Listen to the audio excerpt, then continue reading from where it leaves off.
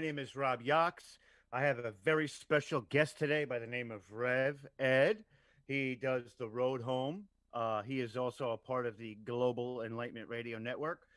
What we're doing here on this month of November is, with Thanksgiving looming in the background for everybody, what I wanted to do is I wanted to give thanks to the team that helps me do what I do and gives me guidance in so many ways, whether it be spiritually, mentally.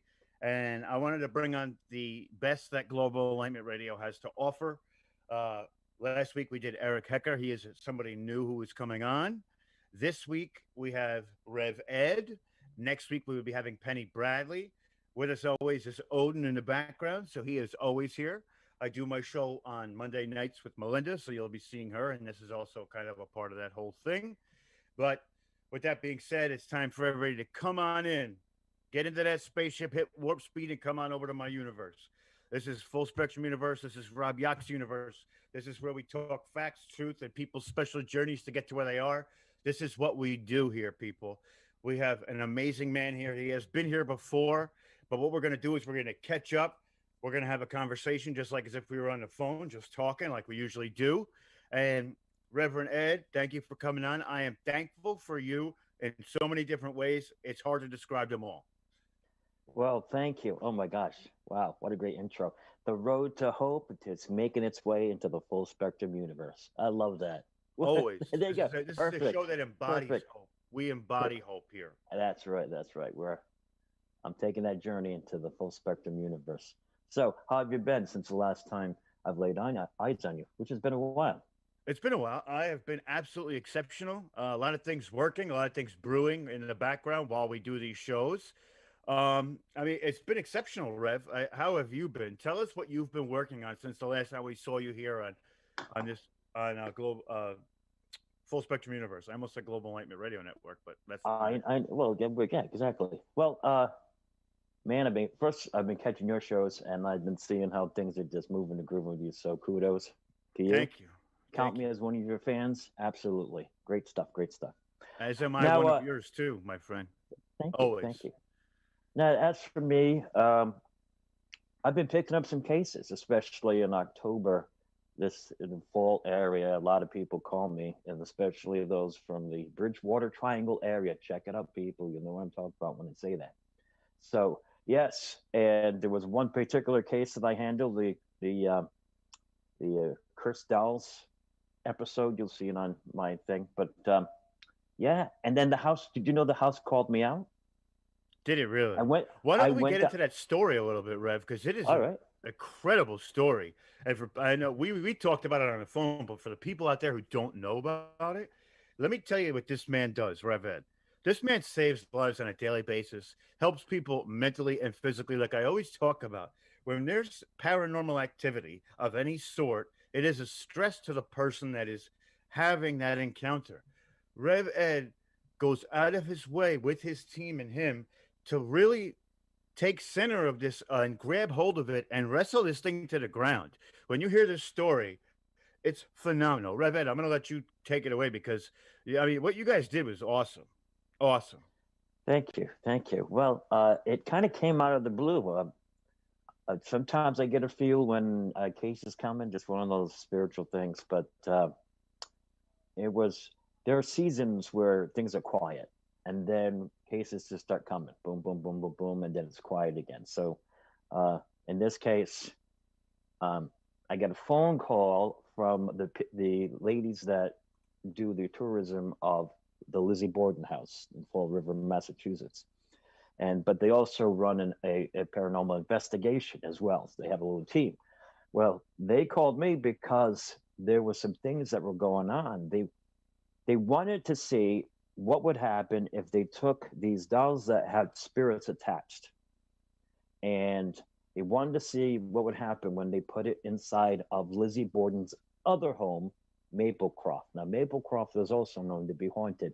That because it was buried on ancient sacred ground, and it was a cemetery in the past, and so things started moving and grooving. Plus the situation that goes on with the Borden curse, I guess you could say. Well, So they put the dolls in there, and they were hoping to get more activity, and they did all negative kind. Now there's a woman that lives there. She's like the caretaker, wonderful young lady. I actually interviewed her on my past show this past Saturday, and she had quite a story to tell. And the walls were banging and all kinds of craziness. She would hear cats screaming, but in the house she only has one cat, and the cat was right next to her. So stuff like that,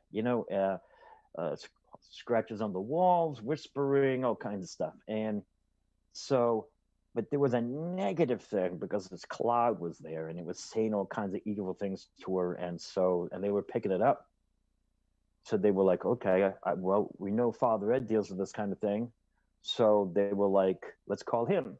And so Reverend Ed, Father Ed, whatever they want to call me, it's fine by me. So they give me a buzz, and they're like, hey, here's the case.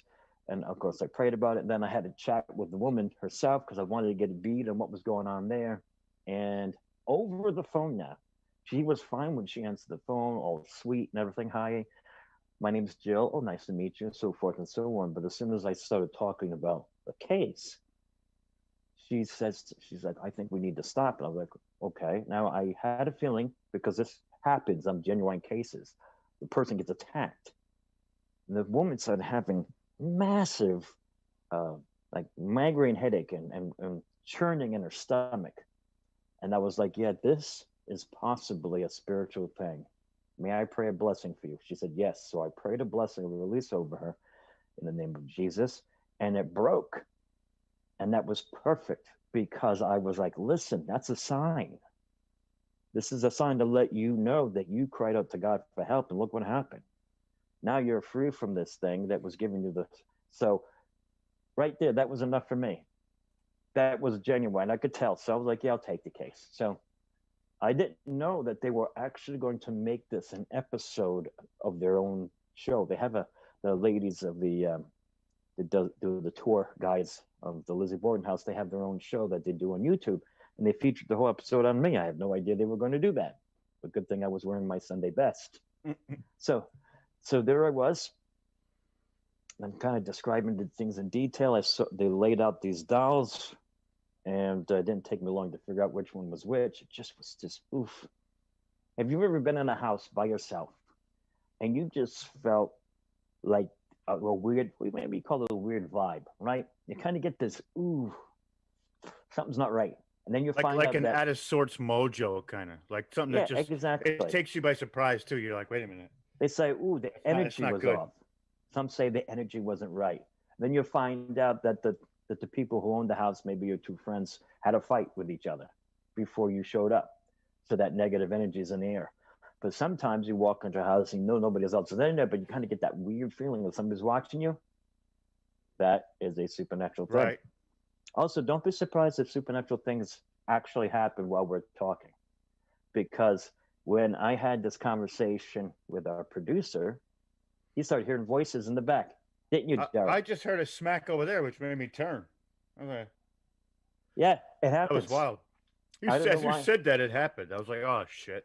Here we go. Yeah, it happens. It happens. So that was what was going on. I was okay. That's definitely not angelic activity, because the forces of darkness, they always steal, kill, and destroy. That's how you can tell that it's evil. Steal, kills, and destroys. If you don't have life to that overflowing and you don't have hope, well then, it's from darkness. It's very simple. If it gives you hope, then it's from God. You know what I mean? So this woman was just feeling so depressed, and she felt like she was being victimized by the house. And she had been victimized in the past by different things. It was awful. So here she is. Now she's in this house. She had no other place to move to. And now this house is actually keeping her awake at night. So I was really concerned about her as well. And so, I went through the house to check to see if there were any occultic items that needed to be removed. And I did warn them that once I bless the house, it's going to be different. So if you want to keep coming back, you might make things worse, I said to some people, And so I blessed the house, and mostly kind of did a reading on the house. So it was almost like a house exorcism, but at the same time, I had to get a feel. It's called the gift of discernment of spirits. And so I was able to just kind of discern how the house is going to be. And I talked to the people and blessed them. And I thought that was good, you know. But I never, if somebody tells you that they can solve your problem in one night, maybe sometimes that happens, but a lot of times it doesn't. Sometimes it takes more than one visit to fix something.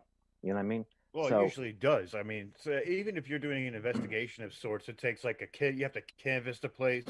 You've got to right, look for hot spots. There's different materials or and devices that you have to bring in to specifically talk to and or communicate with this specific entity. But there's a lot of ways to do that. So you have to kind of like take that like where you have to look at it like, okay, this one didn't work. Well, this one worked. You kind of like go through the process. You know what I mean? yeah, exactly. So I usually do a 2 week follow up. So I do the blessing, get it out of the way. Then I usually try to teach the people at the house, as I bless the house, to teach them how to do it and where it comes from. So that way in the future, they can do the same thing. They won't need me anymore. So I try to, if you give a man a fish, he eats for the day. You teach the man to fish, he eats for the rest of his life. Tell So, I say that all the time. I think I heard it from you. I and, actually, but I use that quite a lot. well, good. And it's all about not only getting that person released from evil, but it's also about building them back up so they're no longer victims, but champions instead. So, anyway, I get a call about a week later. They had People had gone back and used their paranormal things, and voices started coming through on the Oculus. One was called the Oculus, and the other one was the Ghost Box. So they had two of these things, and they were both chattering away, and then voices would come through saying, there's evil, and I promise you, I did, you know me, I wouldn't make this up. It said, bring, and it said, call. They were like, call who? And it said, Father Ed, bring him back. Wow.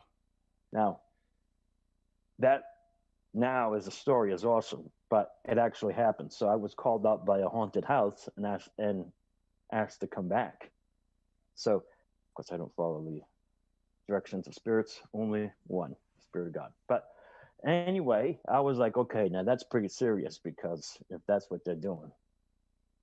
And so we went back, and this time things were a little bit different. I was praying on the third floor where there was a lot of stuff going on, and there was some stuff that was within the plaster that we had to pray over.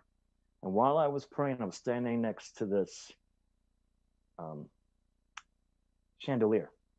Now, if you watch any of the videos of other paranormal investigators going through Maplecroft, like there's one, I'll think of his name in a minute. He went through, and the same chandelier spun for him as it did for me.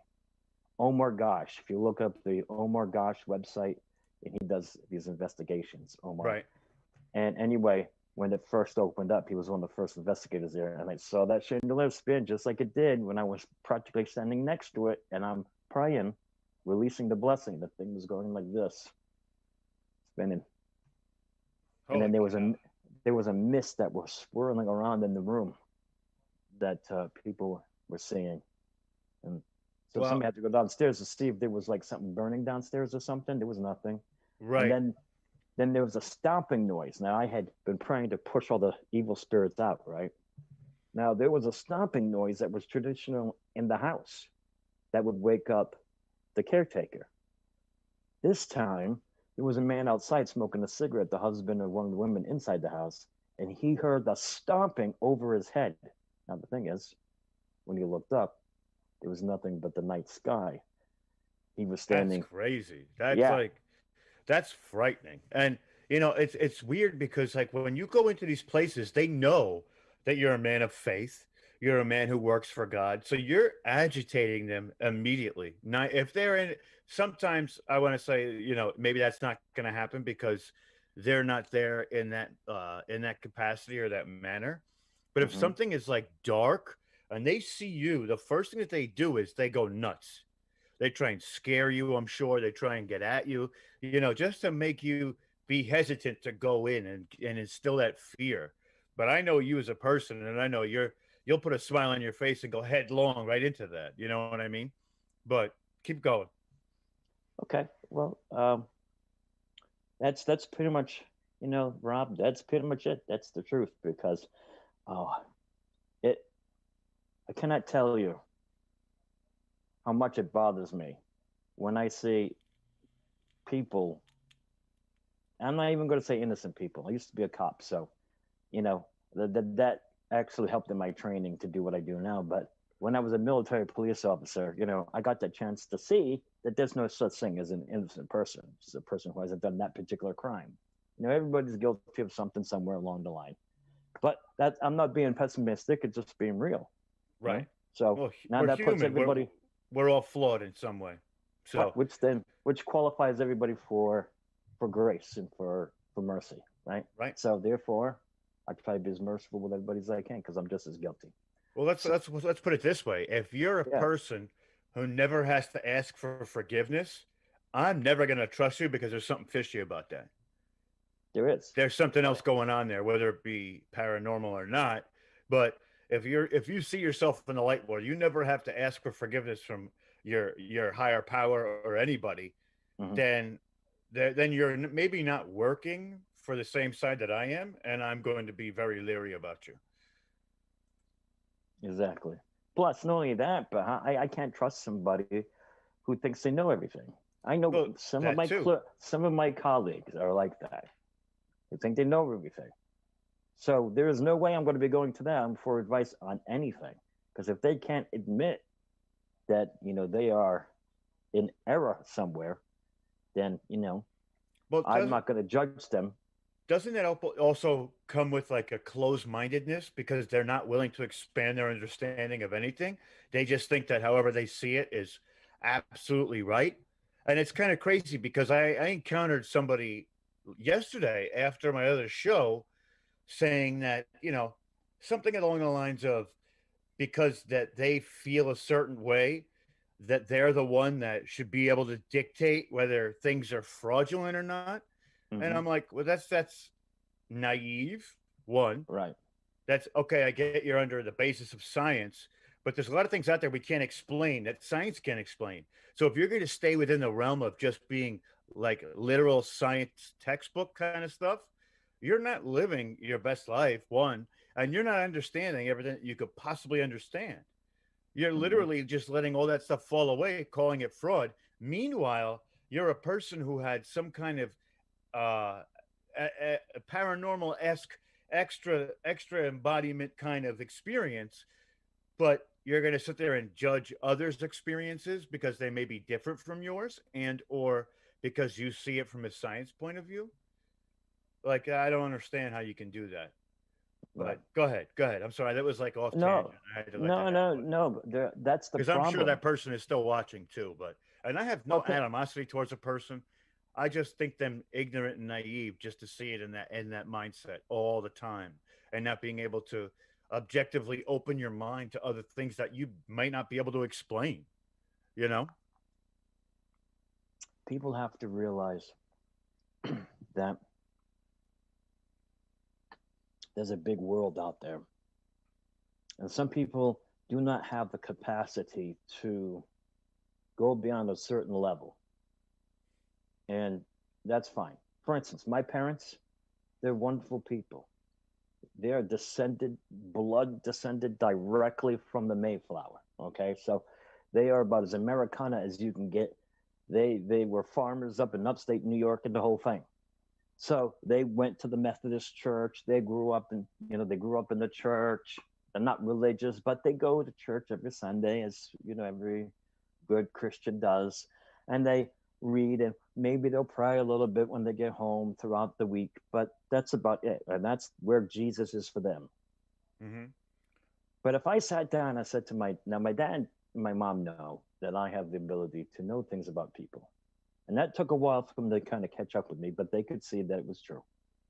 Now, also, they know that I deal a little bit with what I do, like the Maplecroft. But if I were to actually show them, it would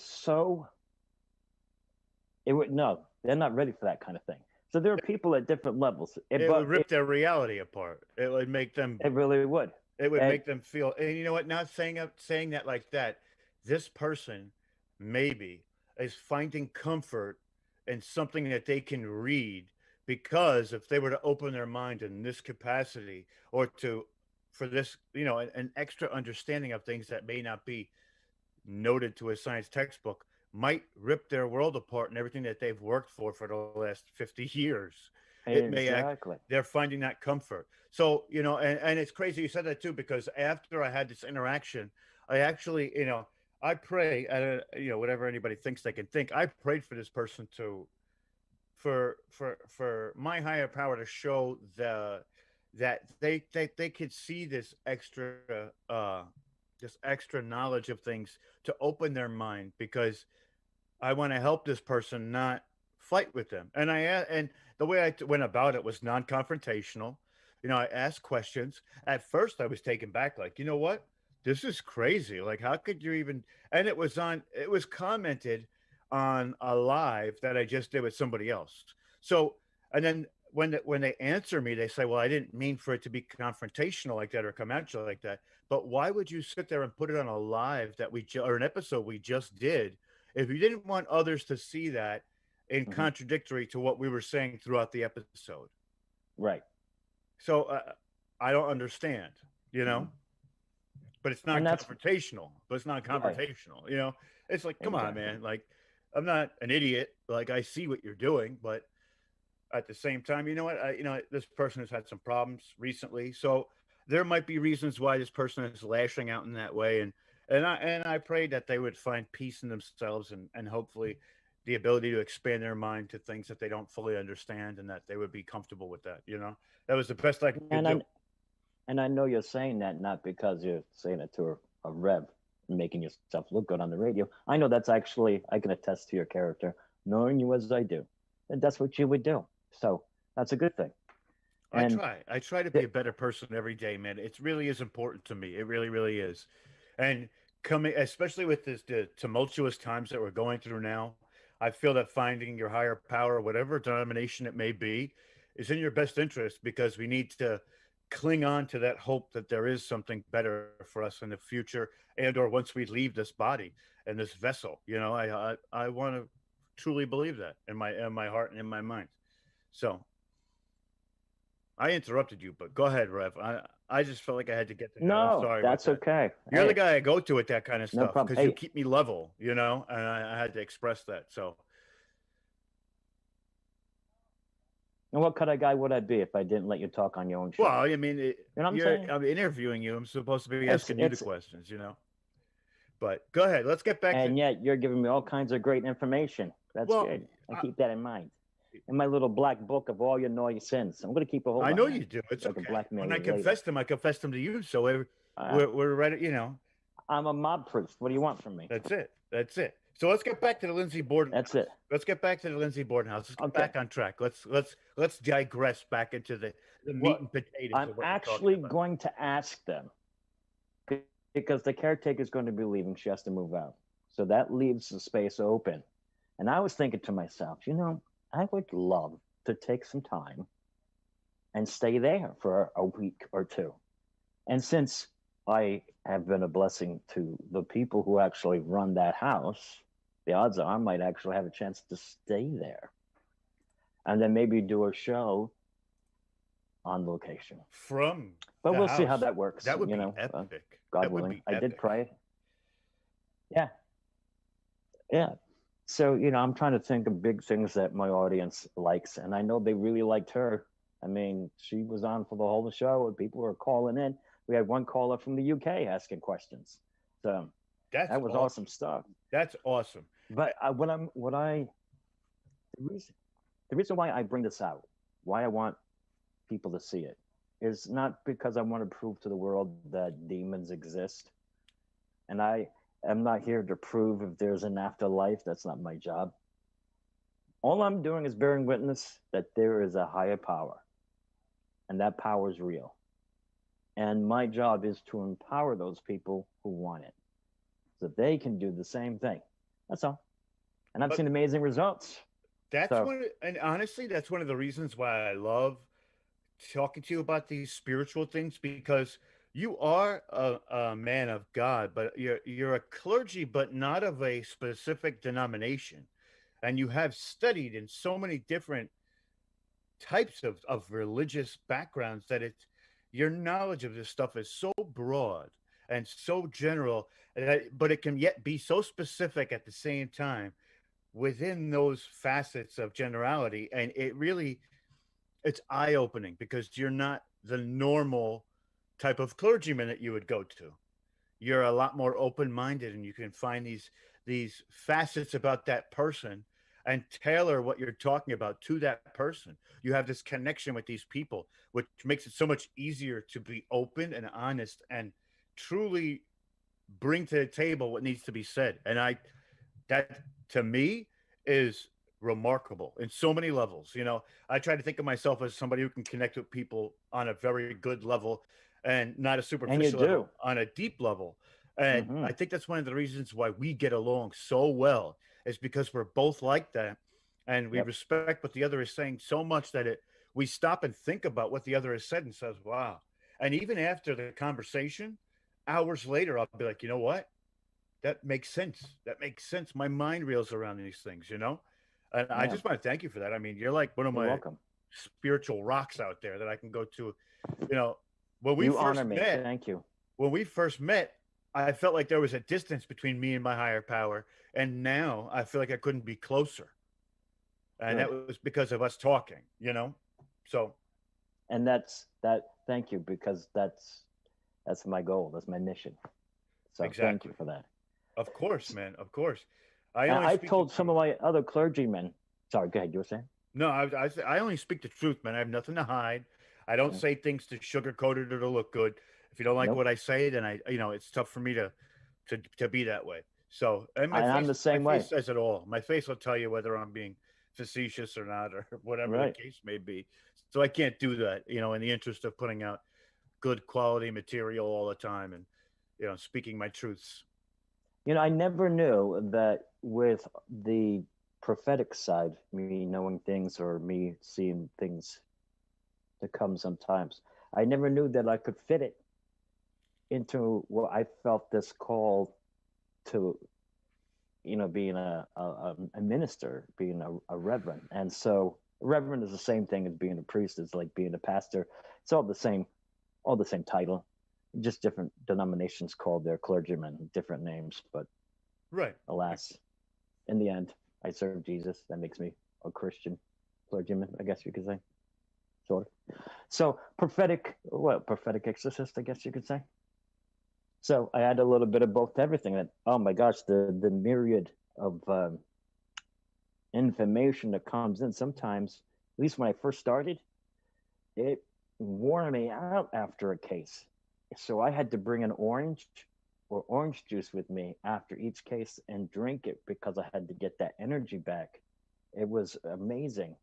Like one of the first cases I ever did was with it was called Wailing Seated Ghosts at the time, and they had a case up in Connecticut that they asked me to be on, and so I went, and there was another team that was there also, Michelle Sullivan's team, and so we were all working together, and then they wanted me to do the blessing, but there was a young lady, we'll call her Anne, and she was fresh, brand spanking new paranormal investigator. She was so excited being into a haunted house. And I told her, okay, well, let me just bless you so you can have your protection.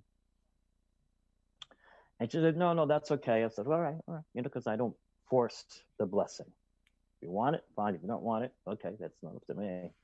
So I was doing the house blessing, and I was making my way down. It was 2 floors, so I had finished the first floor, and they had some shadow people, even a vortex in the dining room. It was interesting. And then when we got down to the floor, the first floor, they were like, Father Ed, something's wrong with Anne. Something's wrong with Anne. And she's sitting there catatonic. She can't respond. She's not responding. They are terrified because they tried to wake her up. They shook a little bit. They were like, Cheyenne. And this woman was catatonic. Wow. Yep. Just frozen, sitting there staring off into blank space. And their little meters were going off So all what around her. happened after that? What happened after that? I forgot. You forgot. No, I'm just kidding. I No, know. let me tell I you was like, wait a minute. Whoa, it's like a cliffhanger, Rev. What are we talking about, man? Well, we'll talk about it next week. No, anyway, no. What happened was, um, I was familiar with this. What happens is sometimes a person can be put into a catatonic state, frozen, and that shows the level of possession. There are three basic levels of possession that a person goes through, and she was already at the high level, and she was frozen. So I said a blessing. Now, it's all about blood pacts and blood covenants, and it's about being in the blood covenant with Jesus, which then gives you the power of attorney to do whatever Jesus did. You can do it. Mark 16:18, that kind of stuff. So I laid my hands on her head and I whispered into her ear, because you don't need to scream, yell, and terrify everybody else unless you know, trying to show off. So I just and I just said, I know you, release her and come out of her now in Jesus' name. And she shook, like almost like it was saying, no, she's mine. And I was like, I said, release her right now in the name of the Lord Jesus and come out. And it did. She coughed. It was like a spit wad of phlegm just came flying out of her mouth, and she was fine. Wow. And then she's apologizing to me. And I'm like, why are you apologizing to me? She said, I had nothing. All I could feel was hate for you. And all I wanted to do was spit in your face. That's what it was trying to do, was spit at you. That's what that. And she felt so bad. And I looked right at her and I told her, listen, all of your sins are forgiven you. And I forgive you. Don't worry about it. It wasn't you, it was it. And I gave her a big hug because love is the answer. I know it sounds like a musical, but it's true. You got to give them some love. And I gave her some love and she was fine. And now she has a story to tell. And I told her, hey, whatever it was that you were doing before, you cannot do ever again. Because I released you. But here's the problem. They go out, they're expelled, violently expelled out of a person. Angels do it and whatever it is. And then they're in sensory deprivation for spirit beings, whatever it is, in the outer darkness. They make their way back. Sometimes it takes 2 weeks, sometimes it's more, less, but they always try to come back. Now, if that house, that person isn't filled with something greater and more powerful, it will come back with its friends, and the person will be in a worse condition than they were originally. And I would have, in essence, cursed them. So that's why I always make sure before I take a case that it's something that I'm supposed to be doing, because I don't want to be held responsible for something bad to happen to someone. That's a wild notion too, is that, they really have to, after these things happen, whether it be attachment or possession, you Hmm. really have to protect yourself because it most 9 times out of 10 was something that you were doing prior to that that led to that to happen. So, Right. not just the hedge of protection, but you need to take physical steps to, they say salt does things and, Hmm. specific stones and things like that. You need to physically and mentally prepare for like a backlash that comes from, and I'm sure on your side too, that there's some type of backlash that comes from doing this work. Maybe whether while you're sleeping, they'll come to you and try and get you, but in your heart of hearts that they can't touch you. But I'm sure that they try.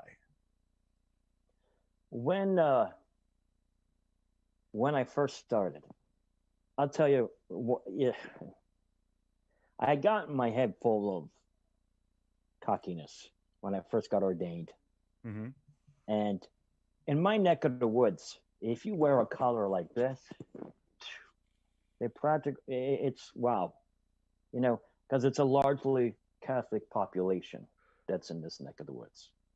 So I started to believe my own press. And, people, oh, wow, you're so wonderful. Now I just let it go over my head, say, thank you. but I give it to him because he's the one who's worthy. So, I'm like, so the first Paracon I ever went to, I kind of snuck in under the wire. And, I see. I don't see your name on here, Father. I'm like, oh, wow, that's weird. It should be. But I'll call, make sure. And then I just talked my way in, attached myself to a table, met a lot of people, so that was good. And I was there for the whole time. Now, I go home. On my way home, I have a string of bad luck. I mean, a string of bad luck. I don't believe in luck, not at all. But when a string of bad things happen to you on a consistent basis, hey, it rains in every life. It really does. But when it thunderstorms for an exceedingly long period of time, you know that something's up. And then, not only that, but one day, I'm in my own home. And I hear a family member's voice go, Ed. Well, that family member wasn't home, but it called out my name. Now, me, I'm very skeptical. Believe it or not, I really am. And maybe that's why I really get to see the good stuff, because I'm a skeptic. I got to really see it to know it, kind of thing. And so I'm like, yeah, that must have been somebody outside talking to some person, right? Next time, a family member was in my house and I was sitting with them. And again, the same voice said my name in between me and the other person. So now the other person said, did they just say your name? So I was like, oh, I brought home a spirit that attached to me because I was in pride. Pride goeth before fall, a haughty spirit before destruction. That's what Solomon said. Well, I was like, hey, Solomon, who cares what you say, man? I'll do what I do because I got this and I get out of anything. No, what I learned was I got this, I have more responsibility. And I heard one day, I was coming out of a dream, but I heard very clearly in my heart. Now, this was different. I did a house blessing and broke that, and I no longer had the haunting. But the voice I heard here, I knew was the boss. And the Holy Spirit said, you can't wear this until you learn to wear it here. And every time I tried to put on my collar, I felt so, I don't know what it was. I felt like I shouldn't put it on. So I didn't.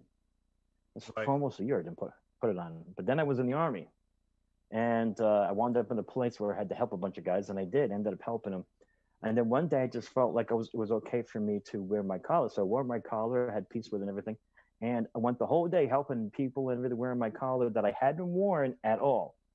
At the end of the day, I'm talking to my buddies. I'm like, do you see anything different? They're like, no, I thought we thought you always wore that. See, and it's almost, and I'm gonna categorize you now, but it's like Go ahead. it's like Spider-Man. It's like a superhero. With great power comes great responsibility. We're here as beings of the light and not of the dark. Our major motive and modus operandum is to help others. In there's so many different ways we can do that, right? So you're helping people as you meet them in a physical way. My job as somebody who I know of the light is I have this platform here. Mm-hmm. I take this with great responsibility. I come on this show and any other show that I hero. Do. Mm-hmm. I'm not a hero. I'm just a person who speaks his mind in hopes that I have a profound effect on other people by something I say will either turn them to do their own research or look things up, or maybe stray back towards that side of light as opposed to the dark, because there's so much dark in our society that if there wasn't so many people, this could literally be claimed the dark ages all over again. There is a massive dark, but there isn't anything that much different that what I'm doing that you're doing. You're doing what you're supposed to do, and that is helping a lot of people. That makes that heroic. And I'm doing what I'm supposed to be doing, and it helps a lot of people. That makes it heroic. I'll let you say that, but I have to stay humble, so I'm not going to say that. Well, you're saying I'm not humble because I said that what I do is heroic? No. But everybody's I didn't say different. I was the hero. No, listen. I said you were the hero. We said it for each other. We didn't say it about ourselves. But let me say this, though. Go ahead. And that's good because when a person is the hero, when they finally get to that place where they're able to reach out and touch another person for the sole purpose of that other person's benefit without any strings attached. You're out there helping those people. You're doing whatever you can to help them out, and you're not expecting anything in return just for the betterment of that person. You are now exemplifying the very character and nature of the one who started everything, the creator, the hero God. And that's, you know, that isn't that, you know, if you look at Joseph Campbell and you look at the Christian story, it talks about the hero God. And it talks about the one who dies for the sake of his people, only to rise again in utter, complete, devastating victory. So, I mean, there you go. So, if I, in some way, can mirror that in my most humblest, smallest way that I can, then, then I have not even begun to show how grateful I am for all that he's done for me. Well, let's take it a step further too. If everybody, I'm not saying in the light of God, but if Sure. everybody tried to help other Mm-hmm. people in some way, shape, or form, and some type of emotional, physical, or mental benefit towards another person, there would be such a different tone and atmosphere on this planet. And that Yes. truly is where we need to get to, because with technology and with budding ideologies and things like that, it's you have to understand each other on a level that's more than just the physical and mental. There's this there's this level that everybody has a soul, Mm-hmm. regardless. I mean, some are suppressed, some have dark energy flowing through them, but in that vessel, there is still a soul, which means that we need to try harder to help those people reach that pinnacle point inside of themselves to Mm-hmm. pull that out and have those that light come through. And you know, and there's so many different ways to do it. There's paranormal investigators who give people mental and physical relief by knowing the unknown. There's people like yourself who preach the word of what they feel is true, and that's commendable. There's people like me who do straight deep dive facts and uncovering shadows, so people can look at those shadows with a sense of light and say, okay, now I understand that. And then there's also people who, you know, like police officers who go out and literally take those evil entities out of the equation. I mean, there's so many different ways that you can look at what there is between the light and the dark. And fascinating. When I was in, see, everything in my life I've learned is a lesson for me. Each case that I've had, and a friend of mine and I, we were going over the cases, me and Carl Johnson, we were going over the cases that we worked together, and we realized, oh my gosh, we have done so many cases together, not just those cases, but the cases I've done alone, solo, you know, doing what I do. But it was definitely like that. But each case had a lesson packed in it. It was awesome. But my time in the army, when I became a police officer, that was the best because that taught me that what I am doing is enforcing the kingdom of God's law, and these evil spirits are the criminal element, spiritually speaking, and the authority that is given to God's people is like the badge. Like if I walk out, here I am, I'm a 53-year-old man. If I walk out in the middle of the road and this 18-wheeler is coming down at me, and I'm a police officer, okay, state trooper, and that Mack truck's coming down at me, and I hold up my hand, all of a sudden that beast comes to a stop and obeys my every word. Now, is it because of my own personal power, or is it because of the one that I represent? It's the same thing. So it's not the power of the state that backs me up, but the power of the kingdom that backs me up. So, and because of that, ultimate light always deals with and masters ultimate darkness. Well, and that's part of it too, is just because we're talking about God and our Right? faith does not mean that other denominations don't stand in the same reference of the duality of light and dark, or of kind and mean, or angry and happy, or sad and joyful. You know, it's not a denomination thing. It's a spiritual thing that transcends the books of religion. Mhm. It's a moral thing. There's so But many different but ways it's to look at beyond it. that, though, my friend. I mean, if I'm going to represent Jesus, I mean, as a Christian, Hmm. I have to represent Jesus as God. So, it's not. There's nothing about me that would make me worthy to have a deep relationship with Him as I do, and I cannot even put into words the type of relationship as I have. And many people say religion, they call it religion, but it's not. But some call this living relationship with the Creator as a crutch. But it's almost like, no, it's more like a branch and a tree. I'm just a branch hanging out, and I'm the one bearing fruit. But the one that's providing the sap for me is my Creator. I mean, it's simple. That's why Jesus said that be like a child, and then you will understand the kingdom, because that's how He made it. It's not complicated. Right, So right. Well, anyway, that being said, so I decided one day when I was younger and I was starting to learn all these things, and I had been a Christian for only maybe a year. I There was a scripture that said that these signs will follow those who believe in me. In my name, they will cast out demons. And so I was like, I want that.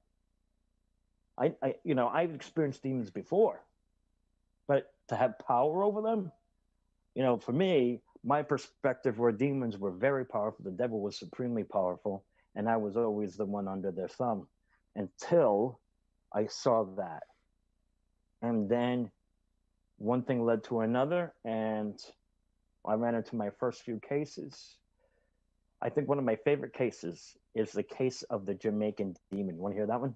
yeah, yeah, yeah, yeah, yeah. Okay, yeah. Well, this one, I was part of a team of people called, they're still around. They're called the Ministry. And these are different clergymen from all religions, Buddhist, Christian, whatever. And they're devoted to setting people free from darkness. It's a group that is not religious. It's just a group of all these different kinds of people that have that calling. And Dominion Ministry, that's what they're called. So they're called Dominion. And I'm sure you'll hear from them from time to time. It's invitation only. But they had heard about some of the cases that I had done, and they asked if I could help out on some cases. And one of which was a case of these people in Jamaica, from Jamaica, in Boston. And one of my greatest, I guess you could say, one of my greatest students came from this case, because I was there with one of my team members named Mike. He was brand spanking new. And I was on a team consisting, ready, of witches. Yeah, yeah. I mean, all out witchy witches. One of them was a um, high priestess in her brand, not her brand, but in her denomination of witchcraft. And so she would literally at will leave her body and all kinds of interesting things. So when we came to this situation, I had known this woman for years, this high priestess, because I kept on running into them at all the paranormal conventions I would go to, because I learned my lesson with the first one. And after that, I just went to the paranormal conventions as I felt led to. But by that time, I already had a reputation and already knew people. So I had an easy in anytime I wanted to go. And I wanted to go because I wanted to network. The more you network, the more people you get. You know how that works. Mm-hmm. And that's why my caseload is relatively busy most of the time, because I have all these people that I can talk to and help me out. So we get there and we go upstairs, and the place is literally people hoarding plastic bags everywhere. But I saw Caribbean magic being done, where you take a lime slice and you put it in the doorway with a clove of garlic, and that's supposed to absorb the evil from each room. And they had a pot full of these spices that they would cook, and the spices in the air would create an energy that was supposed to purge evil. The only problem was they kept on increasing the evil. There was even footprints burned into the carpet of a three-footed being. I don't know how to describe that. It was literally, you could see it in the carpet and then see the prints on the wall going up towards the ceiling. Wow. Yeah, Wow. yeah. So I was like, okay. Um, there was a young lady that was there, and she had this glow about her. It was almost like God was like, I want you to talk to this lady. Her name was Amanda. And Amanda was like, she was an apprentice to the witch. But I knew God was like, I want this woman. So I was like, okay, yeah, Father, just put it. So we're working all together, and and the witch is asking me demonology questions because for some reason she saw me well versed in demonology, which I don't think I am. But she was like, could you take my apprentice and teach her, be her mentor for demonology? I was like, absolutely. It was the woman that I saw the glow with. I said, but you know who I am and you know what I'm about. That is the one thing, Rob, people don't have to guess about me because I'm all about Jesus. I'm all about the gospel and I'm all about the truth of it and not the religious garbage, right? Right. So she knows this and she's like, yep. Well, as a result, the woman converted and now she is part of my group and she actually helps people get set free from evil spirits. But see, that was interesting how that worked out. But anyway, hey, hey, God does what he does. But back to the Jamaicans. Now, these people were wonderful. They were very hospitable, and most of the people from the islands are. I spent a lot of time down there, so it was easy for me to relate to them because I was hung out in Jamaica, so I know what it's like. Wrapped up a big doobie for myself, and I was huffing on it, just so I could just what? What? I What? mean, I was smoking in the Holy Spirit. Yeah, that's right, I was. I don't think so, Rev, but go ahead. Yeah. So anyway, we were all sitting around talking, and one of the in-laws started shaking. And this is what I like to do. I start to say the name of Jesus in faith more and more, and more with authority. Like, well, don't worry, because in the name of Jesus, every demon will have to obey the sound of my voice. Now, they have to pay attention when they do that. But a lot of times in my cases, there's no manifestations because I had learned that I could take authority over it and command no manifestations of any kind, no distractions. It was the times when I didn't that I actually had distractions and I had these different things. This family, they tried to call me on the phone and the phone would hang up by itself. And there's nothing wrong with the phone. Or there'd be interference on the line every time I tried to call. But when I prayed, it would stop.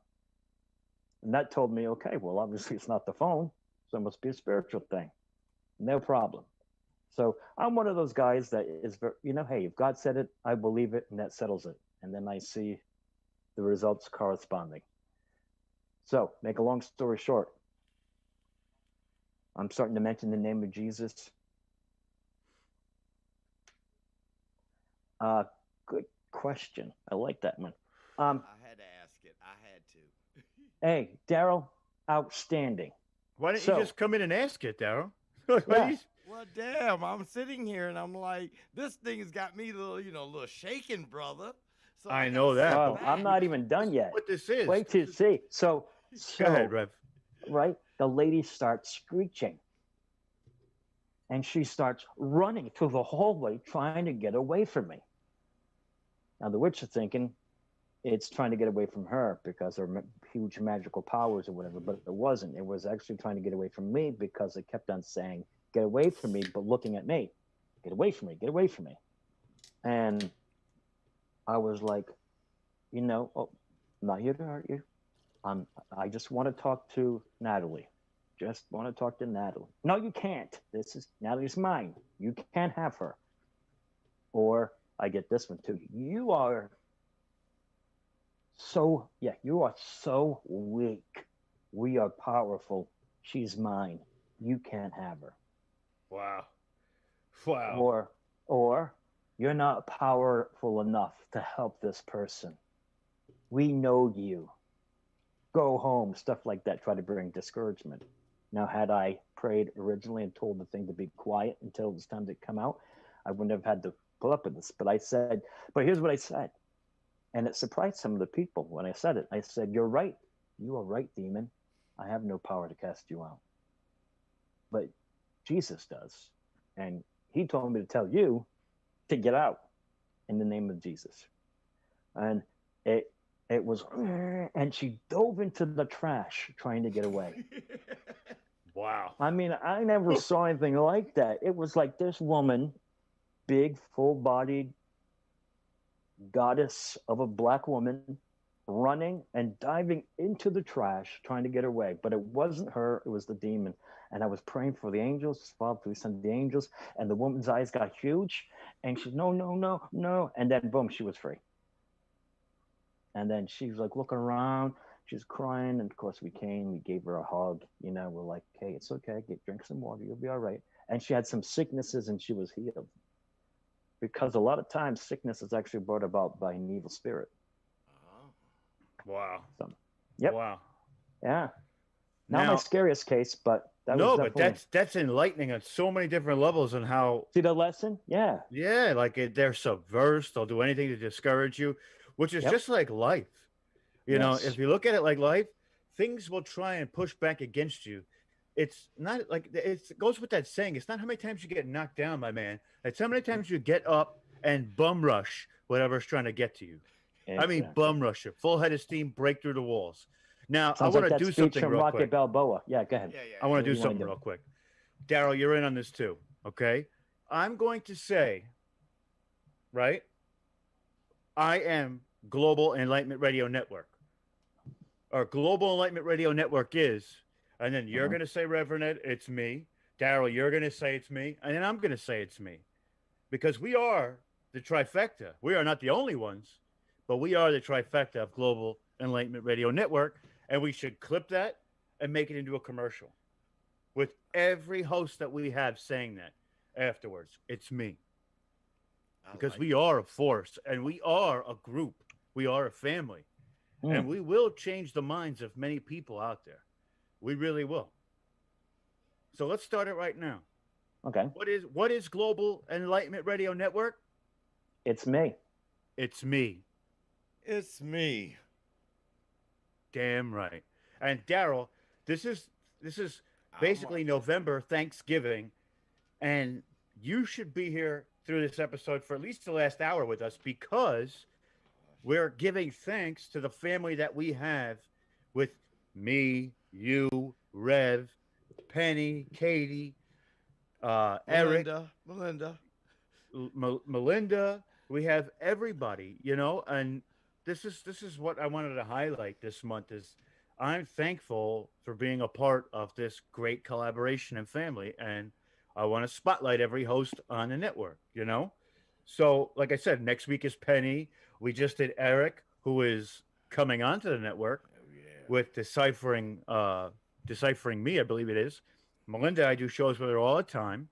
So, and there's some other people we're going to try and get on, but like we have something for everybody, right? Like, and that's another thing I want to tell people too, is there is a number on the bottom of this screen. Reverend Ed has helped so many of us in so many different ways, not even in spiritual ways, just in guiding us in different things. If you want him to do the same for you, call that number. That might be the phone call that you need to make today. That might be that moment that'll change your life. And I'm not saying that just because he's on the show. I'm saying that because it's happened to me. I can attest to this, to what I'm saying right now. Call that number. That may be the positive reinforcement you need. That might be the hug that you need. That might be the embrace that you need. That might be the knowledge that you need. That might be the motivation that you need. This is what we do. This is why we're here for you, the audience. This is why we're giving thanks, because we're thankful for you. You give us the ability to do this. every day, every week, every month, every year, every minute of my day is geared towards what I'm going to do on these shows. Not only has that given me a purpose beyond that which I could never even, not even comprehend, it's given me motive to make myself better for you, the audience, for you, Reverend Ed, for you, Daryl, for you, my girlfriend, for you, my mother and father. So you can all be proud of what I put out and say, I know that person. I'm associated with that person. These are the things that I think we all need to find that maybe not in this specific way of doing the radio, but that motivation and that drive changes your life. And like I said, there is a number at the bottom of this program. Call it in because it may not be Reverend Ed, it may be Daryl, maybe myself, maybe somebody who listens to this specific broadcast a month from now that leaves a comment could change your life. Be that change, be that motivation. Do it for yourself, if not for anybody else. Because if you don't do it for yourself, who's going to do it for you? You're right. Dag. I I was can't go gonna say, behind wow, that. right? I can't go behind that. I look. I know when to say when. I know when to take my collar off and give it to somebody else. Yeah, I No, think this no. belongs to you, Rob. I think this is all I you. think you need a. I think you need the collar on now, Rob. I think you've earned the collar. Jeez. Well, I mean, I said about it doesn't matter if they call or not. It's what we say. It's what we do. It's how we present ourselves and we present certain situations. That's what I'm trying to say in that sense. Like, this is such an amazing thing that we do. And if anybody tells you different, like it's just a whatever, like, oh man, we're just doing shows, they're absolutely wrong. Man, I've heard people say it's easy. Oh my Right. God. Let me tell you something. I can sit up here for 6 hours and talk straight through. And everybody that's with me right now knows that. Yeah. Mhm. I can talk forever. I was gifted by my higher power with the gift of gab. I make this look easy, and that's not in a conceited way because I just don't have any filter or any boundaries. I just go with it. Well, you don't There's get down it's this almost stuff. to a fault, you're right? Like, but I truly believe that we're here for that purpose is to help people, and I want to do that in any way I can. And I think that anybody who is hesitant and calling, hopefully, I gave them the motivation to make that phone call to help change their life for the better at this moment. Because, like I said, if you don't do it for you, who's going to do it? Hey Rob, the thing is, we don't have filters or anything on this network. We ain't got nobody that's saying you can't say this, you can't say that. I That's the mean, truth. we don't. Oh God, But jeez. that's right. But I try and carry myself personally in a way that everybody can relate to me. So everybody gets something out of it. They don't get Yeah. turned off by a specific topic or specific notion. Yes, sometimes we go off on specific Oh topics, yeah. but I always put a disclaimer in that show when I feel passionate about something that we have to talk about. So if that's not for them, they can turn away at that moment and come back next week. Yeah, no, they turn away, but they come back and listen to the archives, brother. That's the truth. That's That's what they true. do. Sometimes, No, no, sometimes. no, they do come back to the archives. I tell you right now, it's scary how much people are.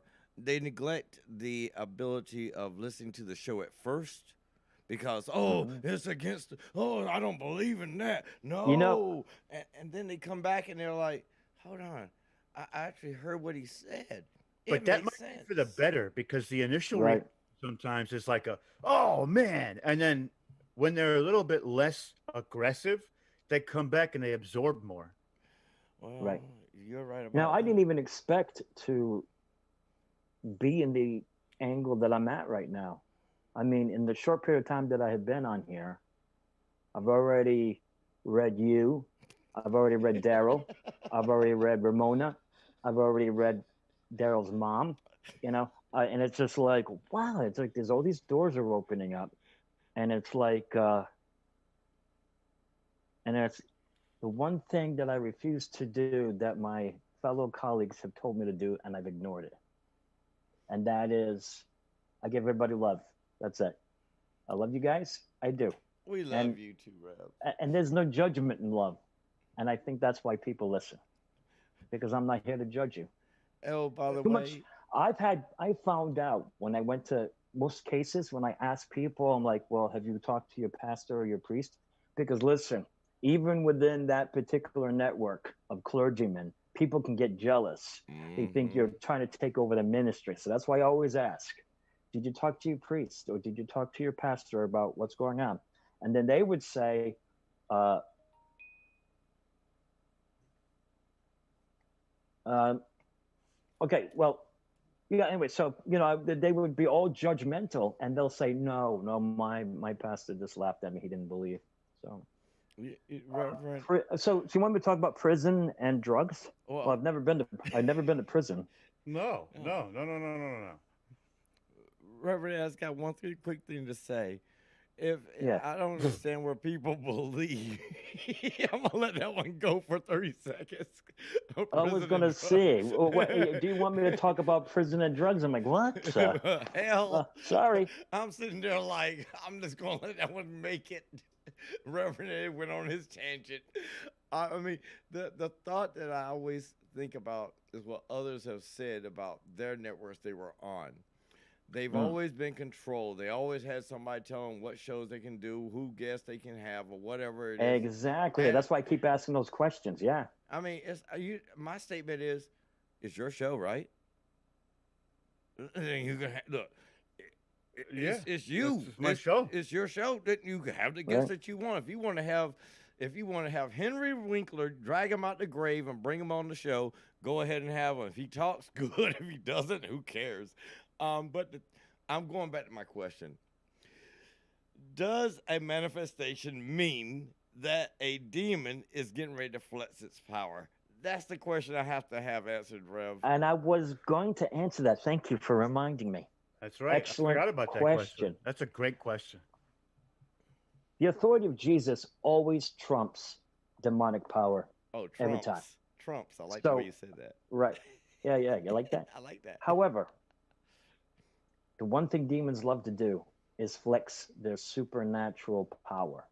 Now, they cannot express themselves in any way unless they have a human agent doing it, because human beings alone possess the authority to influence this realm, because that's how God made it. So demons will parasite on those people, and after a while, take a measure of control of their body so they can manifest whatever revelation wisdom they have. So, yes, in a long way of answering, yes, two things. Either A, well, actually, the one thing that really does is a sign that they're about to do something is when the area that doesn't have any coolant system gets cold. Or you start feeling nauseous because what they're doing is they're sucking away the energy from your midsection, from where your spirit is supposed to be. And they will draw on that and parasite from it.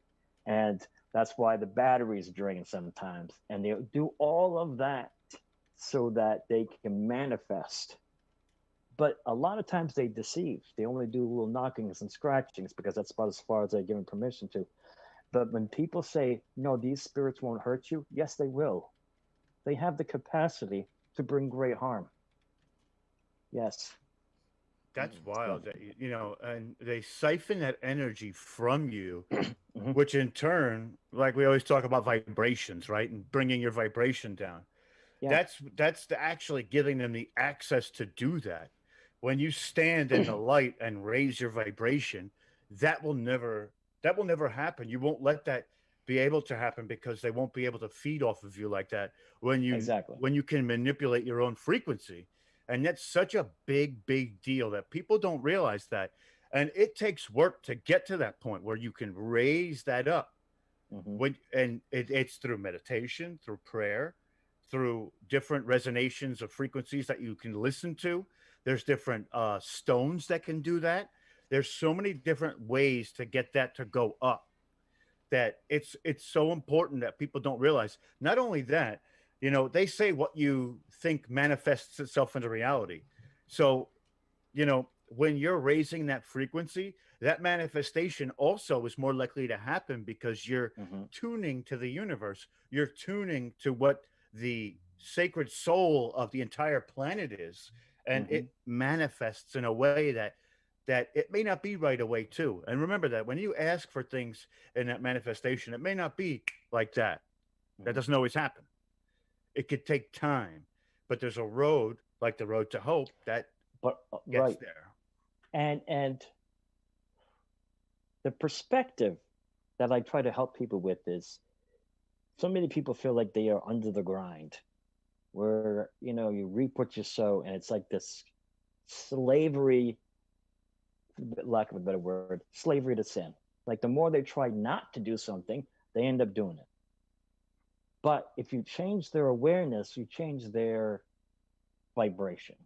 So if I tell people, listen, I don't know if you knew this or not, but God has already forgiven you. Yeah. Now, really? You're saying that God's not mad at me? No, no, no, no. He already took care of that. Unconditional love.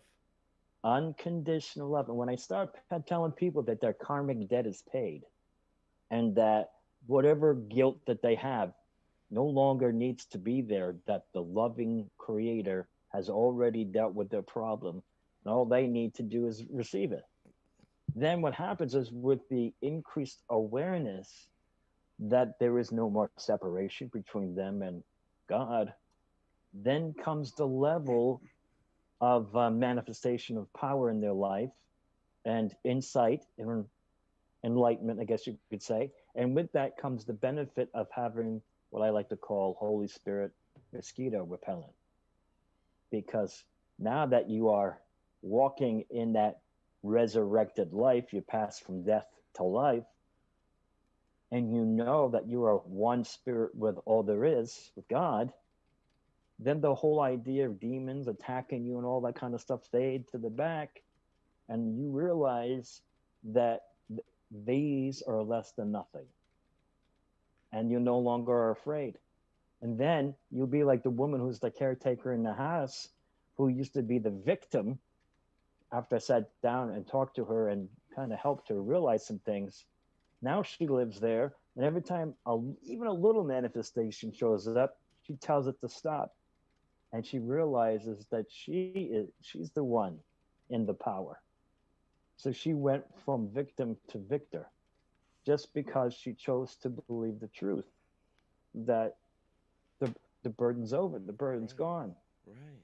and therefore darkness no longer has anything to do with you, because now you've been changed into light. And doesn't that sound like hope? Hey, It That's definitely my point. does. That's it I, definitely does. and that is my whole point. hope is a mighty powerful instrument, and it's a direction.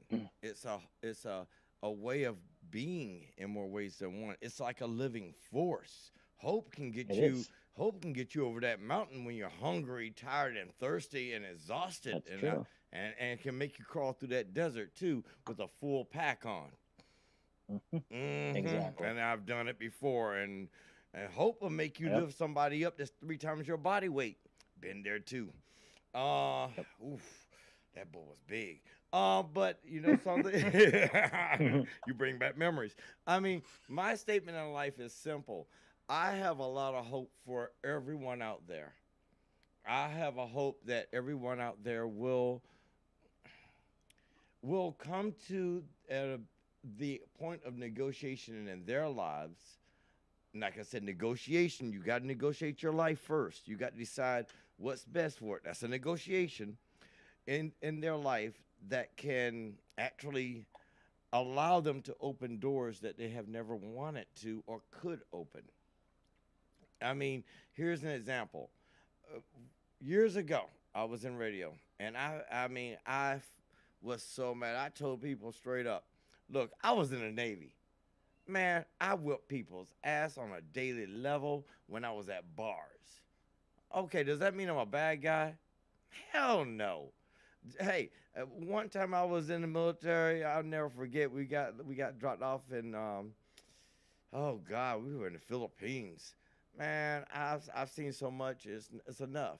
But guess what? I survived getting out of that damn town. Mm, I I bet needed you it. did. Oh yeah, I survived.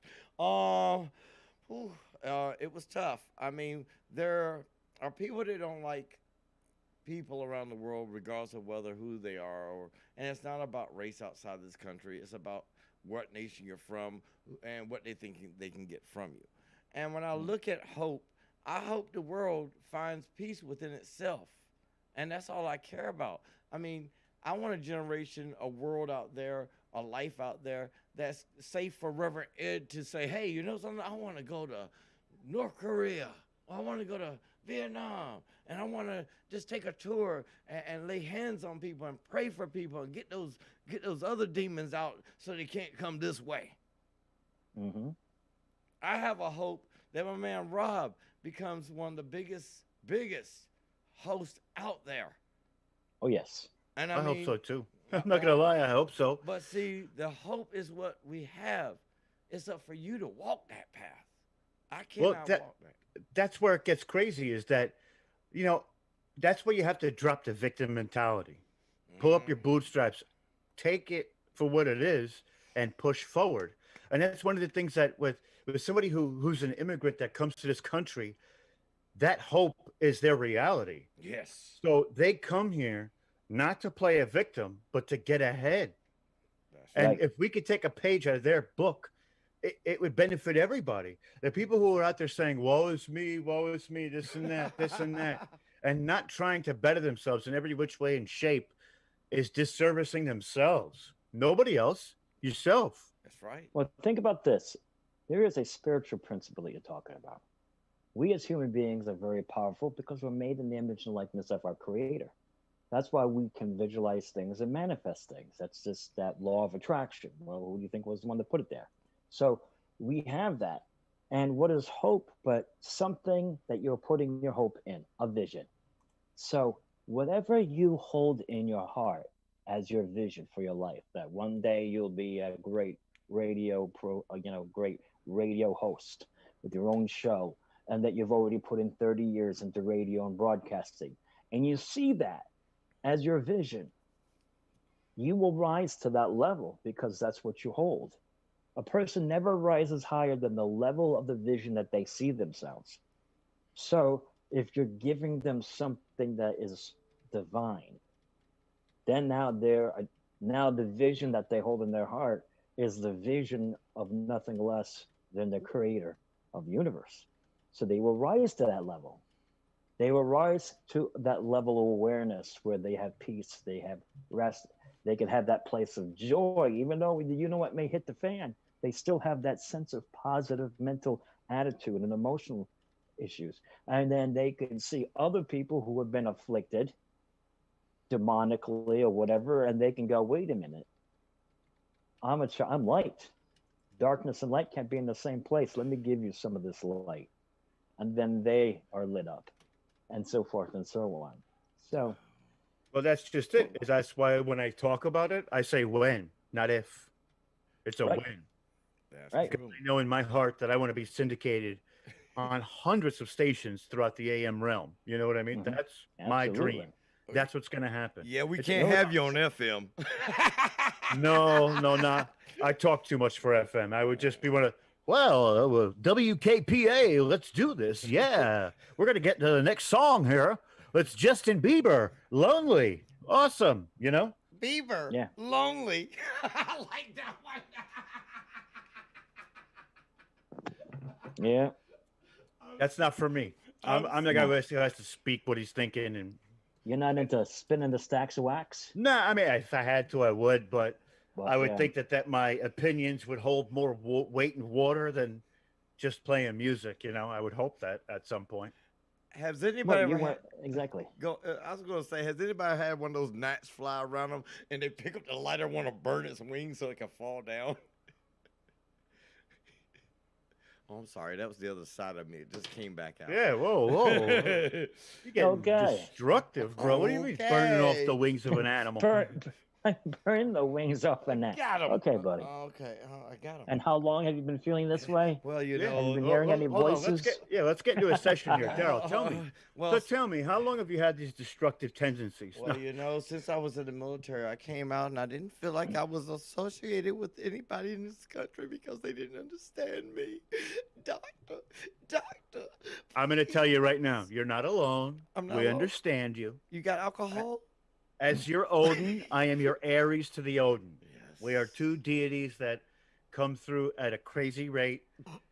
You are the God of Father. I am the God of War, and this is what we thrive in chaos, and we communicate at levels which people tend to think that we're talking bad about them. And my little diatribe before when I was talking about a specific somebody, I'm pretty sure you know who that was. Oh, we all do know. But I the know. bottom line is, And I mean him no ill will in any way. I just In wanted any to way. tell And the I truth. hope he knows that too, because I pray for him. I hope that he finds that ability to accept the things that he can't wrap his scientific head around, you know. And I think that's very close minded to think like that. And I hope that people see a different side of that argument. I'm on the fringe side of that argument where he's in the book side, and there's so many things that we can't explain. How are we going to sit there and say, you know, that's right, that's not right, who's wrong? We don't know for sure. We can't say that with a positive, with a positive reinforcement or with a straight face. There's no way, because we don't know. There's so many unknown variables in this universe that, even in my universe, the full spectrum universe, it's all the same laws of physics and gravity and things like that. But we just expand our minds a little bit and go into the fringe stuff. If you look at quantum theory, I don't know. Have you been checking that out? The double slit experiment. Oh yeah, I know it. Where- I know it. Yeah, quantum physics and the whole law of observation. The Heisenberg principle of uncertainty, where reality is based upon the observer, is what that science is saying. Yep.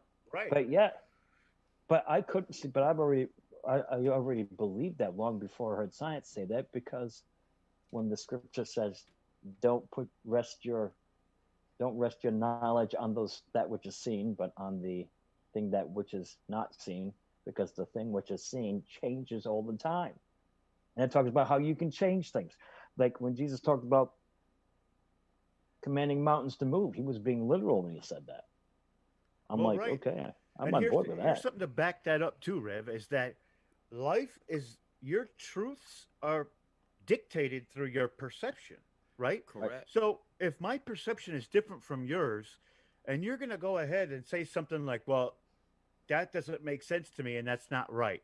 You're basically saying that my life as it is and my perception of my reality isn't valid to you, which in turn, you'll turn to that person and say, well, Why you disrespecting me? right. Like, my truth is just as important as your truth. Just because you don't see my truth doesn't mean that my truth isn't valid. And that's where every Christian should learn the lesson of just being a witness, not arguing. Well, hold on now, Reverend Ed. We all know the modern day Christian is a judger. Judges Let's everything. talk about that. Come on, because they judge everything. They think they can speak for God. Of course they do. And they think they can speak for God. I mean, they tell you who's they definitely right have a and wrong. preconceived notion of judgmentation. Absolutely. They know right. But let me tell you also, I mean, do you find it interesting that the media always seems to find the real crazy Christians out there? Like Wife Swap. I don't know. Remember that episode where there was the woman that and she was out of her mind. Yes. And I'm That's thinking because, to myself, that's because they want to that is not how disassociate. They want to disassociate religion with mainstream life, and that's the problem. Is that I understand that. But this faith, they want you to be weak because they don't want you to have that extra faith behind you that gives you that purpose in some ways. Right, they don't want you to have that power. Well, right. There's a lot of people in society that use. You're right. They use Christianity or faith as a crutch. Hold on. So now what they're doing is they're trying to take that extra leg out. Go ahead, Daryl. No, you didn't say it. No, you didn't say a crutch, because I don't hate nobody. I pray for the president. Hold on. Stop. You did anybody catch that? I'm Roman Catholic. I don't hate him. I pray for him. Exactly. What are you doing? Praying for him to die? Because the way you've been acting. So you're saying it's wrong to pray for the president of the United States? No, it's not. I said it's wrong for the person to lie. I mean, the so you're bottom saying line it's wrong is lying for the person to judge the president, is what you're saying. It's worse than that. Not even to judge. I say to lie. If you've listened to everything the person said before, they've been judging the whole time. And from the beginning, before he was elected president of the United States, she was judging. It's true. It's true. Okay. And he was, and I'm not trying to boast on any side, but he's done a lot of charitable things in his lifetime. But nobody wants to talk about that. Hold on. No, You remember he had a picture with Rosa Parks and Muhammad Ali? Yep. He took a picture with them. Hold on. But he's a racist. Hold on. Rosa Parks and Muhammad Ali didn't think that way. Huh? Yeah, they were on drugs. Oh, yeah, they were on drugs. He was the dealer. He was the dealer. He was with the Italians giving them the stuff that they need, you know. But that's what. Let's get back to the brass tacks of what that is, right? All right. Yep. The brass tacks is that there's a mainstream media, no matter which side of the aisle you fall on. Are you ready to get kicked off of Facebook? You better make your announcement. I am a charitable case. I'm going to sacrifice tonight. No. I mean, mainstream media literally doesn't matter if you're a Democrat or a Republican. Mm-hmm. You have to do your own research to it gets back to perception. No one does research. Right. Well, you have to create your own perception. Let me ask you a question. Your own reality. All right. Your own knowledge. I had this debate before. So since this is the Global Enlightenment Radio Network, let's wake some people up. We're going to wake some people up, and we are going into full spectrum. So this is a good question. Okay, so what if? Now this is based on an experience I had. What if you knew that the next president, like for me, both times I knew that Obama would become president. Even though he cheated, you know who, out of his election, right? And they found that out too. But ready for this? Okay. Regardless of the circumstance. And I knew he was going to become president, but I don't like the guy. I didn't like what he stood for. I especially didn't like it that as soon as he became president, he went and bowed down to our enemies and sucked their toes. Oh my whatever. God! I did not like that. The I'm sorry tour. The I'm sorry tour. I'm sorry. But the I'm sorry tour. No, you're not apologizing for me. I was the one that put the bullets out there. Now, and I did. Let me tell you something. Don't talk about it, but I did. Yes. And I'm proud of it. Okay, so back to what I'm saying.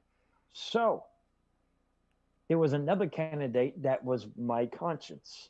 John Wayne McCain. Then that guy was in line with what I wanted for a scripture for scripture for the Bible, the Christian choice. Right. So now I had a dilemma. Do I vote according to my prophetic revelation, or do I vote according to my religious upbringing that dictates who shall I do? You know what I mean?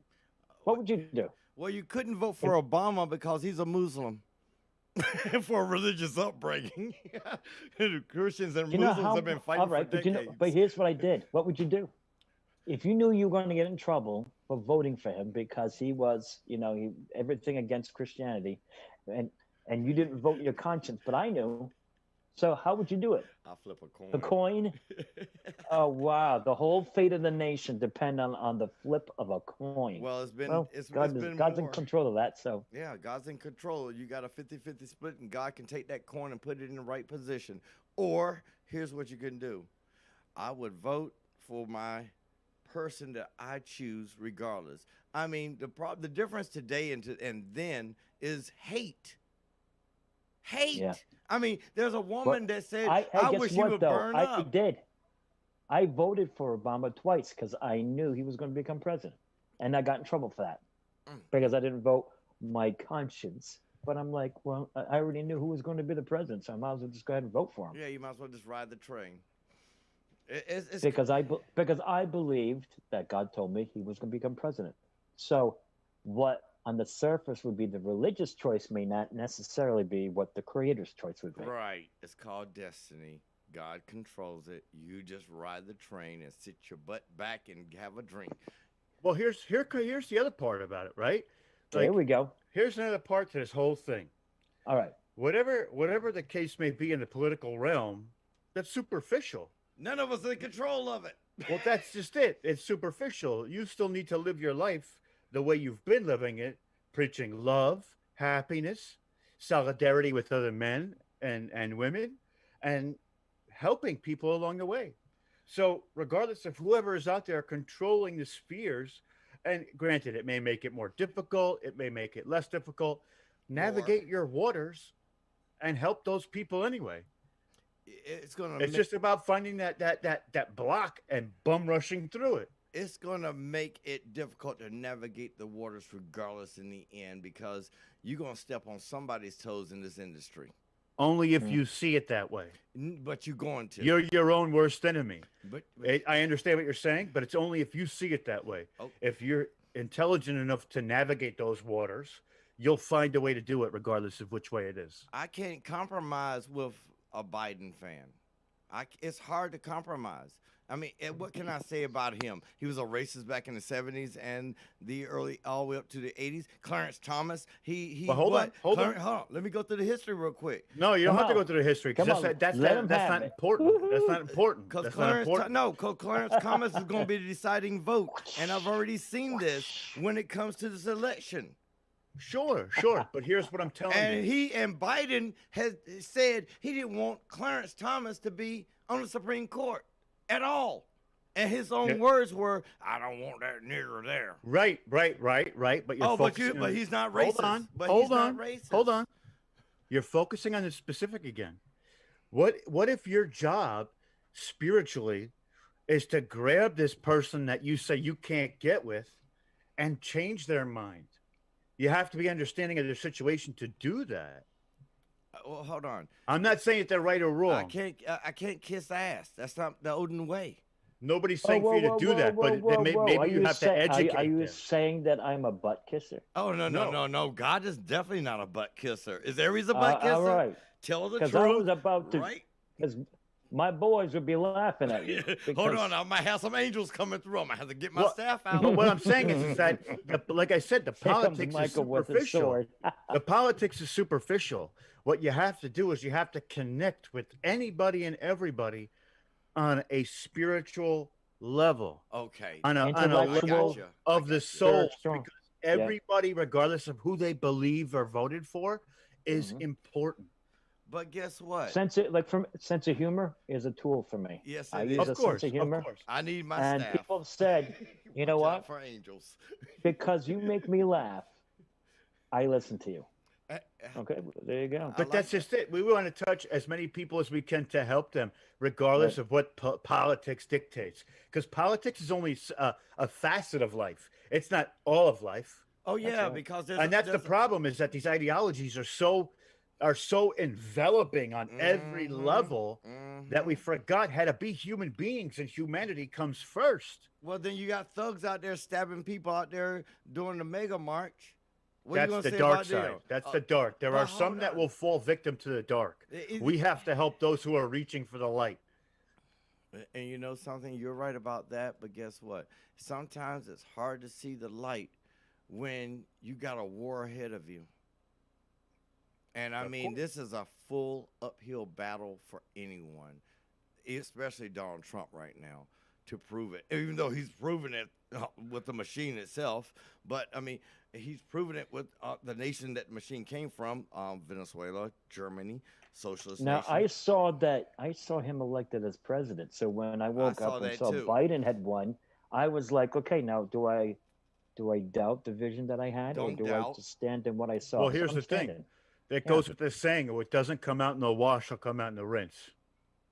You have to let it play out. You got to let it play out because guess what? He's still in court.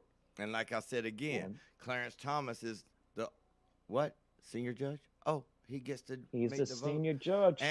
And hold on. Here we go. And Joe Biden called him a what? And back when he was running for justice? But here's the point. 30 years later. Right? 30 years later. Let's say that all this falls in the opposite of what you want it to. What's your next step? My next step is to boost this network, to boost life, to boost Global Enlightenment Radio Network and its reach and its words to all the people in the world. So maybe we can actually become an influence. Like, oh, by the way, guys, I got to make a statement, and I almost missed it. You know Media Mats, right? Uh-huh. We're now affiliated. Thank you very much, ladies and gentlemen. So I want to thank Fox News for denying me because I love them. Media Mats, mwah! The affiliates Hey, are by the working way, together. just to let you know, Fox is owned by Disney, so I'm not impressed. Right. Oh, hold on. Are you mean Newsmax or Media Max? Newsmax. That's it. Newsmax. Oh, all right. We- All right. So who- we're We're affiliated with we're Newsmax? affiliated with Newsmax now. Yeah, we're now affiliated with Newsmax. Hey, Diane, So here's the thing, right? we're associated with Newsmax now. We're This is now fully This is what I'm independent. telling you. This is what I'm saying to you is that Yeah. regardless Oh, of the boy. outcome, we're going to do what we She do says, "Oh boy." to reach as many people as possible, which is our path, which is what all that stuff doesn't matter. Yep. And That's what Rob's gonna do. That's his thing. And last but not least, there's 2 TV news anchors that once they retire will be doing interviews on this network. They got to There we go. retire first because if they speak out now, they'll lose everything. Well, you know damn well they'll be on this show, right? For first and foremost, they're going to be right you here. want on them Full here? Spectrum You want them News. right there? Okay, I will get and from DC to be on your show first because I think you should There you go, tear Rob. because you should tear a hole in them and ask them the hard questions because one of them, especially the female, wants to speak out and tell how fake the media is. I even got the message from her. I can't. I could Well, read it. we will give her that platform, and I'll prop her up and help her in any way I can. No, you don't have to because prop her. She's I am pissed. an equal opportunity hater. and we'll get it done. I love Aries. Sorry. So let's move on to something else, if we may. Yes, we got moves to love. I would like to talk about Melinda. Okay. Hold on. It's bad to talk about somebody without grabbing them and dragging them into this beautiful. spectrum. She's welcome to pop in, but I'm just Melinda, going to say pop what I in. want to say. Yeah, Melinda, please pop in. But I'm just going to say what I want to say about him. Okay. First Okay. of all, That's a sweet woman. I love that family. Man, that woman is in my heart. Melinda, Rob, And Melinda can tell you what My it was like to have madman. a curse broken off of her life. my man. That was powerful. Oh yeah, my man Jax. Man, I can't say anymore. You know I love you, Jax. You know my madman. Me and you. You know what time it is. We evil. Oh, it's a madman. All right, I'm done. Thank you. So, we were talking about how different perspectives. Now, you look at Melinda and you look at the type of work that she does. And it's just utterly fascinating how she does it. Rescue medium, right? Yes, right. But there's a proverb that Solomon said. He said, a person's gift will make room for them and bring them before powerful people. That's right. And I look at my gift. And that's the real reason why I'm on this network is because of the gift that I possess, not just the demonic, the exorcist part of that, which is supernatural, but also the ability to read people. And so that just fits me in perfect. I mean, who would have thought that on the Global Enlightenment Radio Network that they would be a clergyman smack dab in the middle of it? But I can't do it, Rev. You know something? You are so right. I'm sitting here like, hold on, I got a priest. Well, I got a there's a fellow Rev reason right for here in that the- too, and I just want to say too with Melinda, she's my best friend. Yep. She's my teammate. Yeah. She's my Yes. co-host. Yeah. We She's have amazing. a bond that can't be broken by anybody or wedged She by loves me. anybody. She What? loves me. Hold And on. if she loves She you, then loves I love me you even more. more because we share this bond that we're able to interview people and do things Exactly. together, and it's going to be incredible. We actually are part of a paranormal investigative team now too. It's me and her. I am the lead investigator historian. She's the psychic medium. When we do investigations, there's going to be nothing that's off limits in that place because I can get the factual information and she can see the spiritual side of it. So together we're like a force to be reckoned with, Bonnie and regardless Clyde. of who says what. Just the two, not even with a whole team. You give me the equipment and all the gear, and I'm going to go into different modes of thinking, and she's just going to connect with the whole place. It's a phenomenal sight to see when it happens too. Like you have no idea. It's incredible. It's incredible the things that we can do together. It's truly phenomenal. You know, So, I can see a lot of things that are happening in this world and around, especially this network, because it's a very beautiful community. And I mean, Melinda is pushing all stops. Rob pushing all stops. Reverend Ed, you listen. You smite him down with the name of Jesus, okay? I can say the name out loud. Don't mean I don't have any reservations, but I'll give you your credits. And last but not least, I have to admit that in the end, we will change the hearts, minds, and souls of those around us. And guess what? Overtime is granted. I don't give a damn. You know my style. You know my style. I listen. When it's hot, it's hot. That's right. That's right. well, that's a fact. That's a fact. I mean, I can only stay for a little while because I got dinner to eat, fellas. I got to Man, get you're a on little thin, but you don't need to eat shit. Damn, boy. Man, I got a gut. Let me tell you something. The pandy literally gave me like 20 excess pounds of it. See, that's why my view is from like about chest high up. Yeah. If you go down, man, I got thick, boy. I got thick. I'm not gonna lie about it. I've been getting thicker as the days go on. You got twins going on down there? No. Thank God, not yet. Not yet. Right, Soon. God. Who knows? Soon. Hey, I had a 6-pack, but now I got a keg. That's right. That's right. That's right. Hell, I might be the whole bar eventually, but we're not going to go there. Let's not put the weights out there because I'm not one to talk about that. But going back to what you said, Daryl, is hopefully we do that. Hopefully we do change the hearts, minds, and souls of people because ultimately that's what we try to do. We try to give you modes of thinking that maybe you wouldn't be privy to or have access to anywhere else. When you come to this place that's Global Enlightenment Radio Network, which when we all say that the Global Enlightenment Radio Network is me, it is. We exude that. We give you like-minded people to connect with, regardless of what kind of aspects of life you're into. There's all different shows on this network, and there's one that you can connect with on a deeper level than just talk radio. It sure can't be me because, man, I do this impromptu shit with some liquor. Man, you people, I don't know what y'all do. Y'all sit there and just want to talk to me and send me messages while I'm chewing somebody down. Oh, by the way, hold on, everybody. We made a mistake. You know, today is Ramona's birthday. Is it? Is it really? Happy birthday, Ramona, and why haven't you called in yet? I was expecting her, if anybody, to call in. I mean, I'm expecting her too. Oh, and tomorrow is the And then Ramona can have her birthday blessing. Uh-oh, Ramona, you've been summoned. Ramona. Next Sunday, watch out for me and Ramona. We're going to be doing a political show. Oh, right? hell. Oh, shoot. Hold on. I got to be there. After last Tuesday, we enjoyed the back and forth so much that we decided that we're going to carry it over to do a quick special on a Sunday. Well, guess what?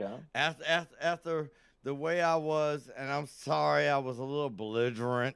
Blah, blah, blah. Like I said, blah, blah, blah. I'm excited for that. Oh, I'm excited. I'm excited, but I was really hot that night when it came to race. I mean, Mexican is not a race, people. It's a culture. It's a group of people that live in a nation known as Mexico. So if you want to say Trump is racist against Mexicans, you got it kind of fucked up. Excuse my language. Listen, save all that. I'm gonna save it. I'm gonna show. save it for that show because save it for this show. Oh, I got a box of stuff to bring out. Well, that's it. And we're also on a lot of paranormal networks right now, and I'm pretty sure they don't want to talk about politics, baby. Well, we're going to raise hell and raise Cain. But they might want to talk to an exorcist. So, hey, guys, all you paranormal guys out there, hey, let me know. Oh, yeah. Reverend I'm free Ed for is interviews. A monster. Okay, just saying. He's a monster. He's a monster. And in fact, let me say something. I always tell people, we got Godzillas and Megalons and everything on this network. We can actually walk through even the biggest hosts that are out there. I mean, I know that for a fact because I love everybody on here. And I mean, if I'm not listening to other people's shows like, you know who, Fader Black, Fader Black. If I'm not listening to him, or Jim Sharp. I'm listening to this network, and guess what? I haven't listened to him in damn near a year and a half. So that tells me these hosts are top dog. And I mean, I have not. Look, anybody knows me know I know who the best are. I mean, yeah, there's some rough stuff to go through. Some of the hosts still got to climb that mountain a little bit, but I can tell you honestly, they know what the hell they're doing, and they know their information, and they're not gonna lie to you because I check it. Well, potential is everything. Potential is a monster, and Potential to be better. Everybody can climb a mountain to be better, even the people at the top. Listen, I told everybody we got Godzillas on this network. We got Mothra. Mothra gave Godzilla hell. Okay? Mega Godzilla don't compare to Mothra. Because Mothra will spit its web on him, tie him up, and then do his little splash. Mothra would do Mega Godzilla. King Kong couldn't handle Mothra. We got Mega Godzillas and Mothras up here. We got no, not Space Godzilla. We talking about the Mega. When Godzilla was pissed off, he got the uranium up his butt, and he went full power. When he generated that light on the back, that's what kind of host we got on this network. And the bottom line is, we got the best host here, and if you don't like it, get the hell off. I don't need them. My numbers are too good. I mean, we getting ready to hit nine. Katie, how many did I hit today? I love that. 7. I hit 7 new sites for us to go to. So the bottom line is, and they're bigger than Facebook. So I want everybody to know that if you're dealing with Mega Godzilla, and personally, honestly, I don't like Facebook. Not to mention, we're on 65 other platforms already. I don't like Facebook, man. Just so that people know, we are out there. Like we're out there right now. 65 other platforms. Hearing the good word. Man, hearing the good stuff. It hurts me when I think of Facebook, though, because Facebook, it's where we started almost. Like it's the beginning. But you know what? Eventually, that's going to fade out too. No, just like all the rest of them. It's going to look like what was that one we used to use decades ago? MySpace. MySpace, yeah, that's what it's going to look like. Hey, before you guys have to leave, I ain't got to go nowhere. I need some advice. Well, I need some advice. Okay, you ready? Now, I do have an opportunity, possibly, to stay at this mansion for like a week, maybe 2. Kind of watch over the place, but it would be kind of a good experiment too. Are you gonna bring your flail? Are you gonna bring your flail? I'm bringing my everything. You bringing? If I'm gonna live there, I'm bringing Jesus. That's what I'm saying. Okay. So anyway, but now my question is, you think I should do it?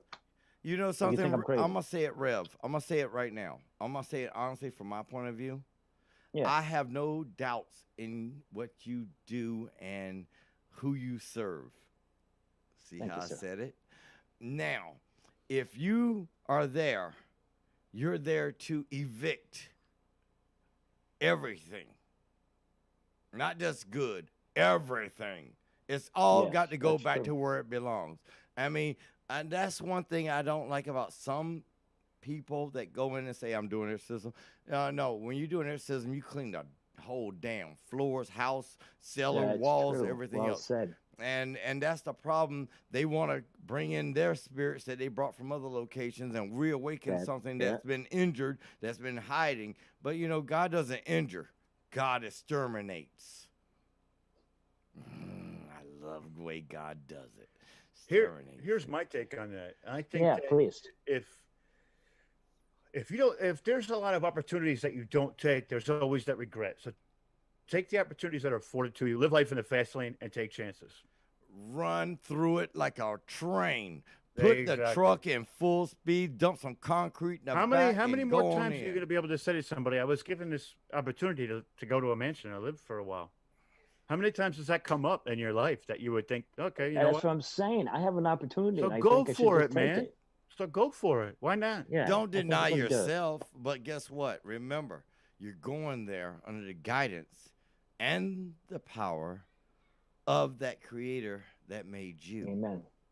So I don't think they have Wi-Fi though. exterminate, kill them all, destroy. Because God doesn't want no spirits still roam the earth.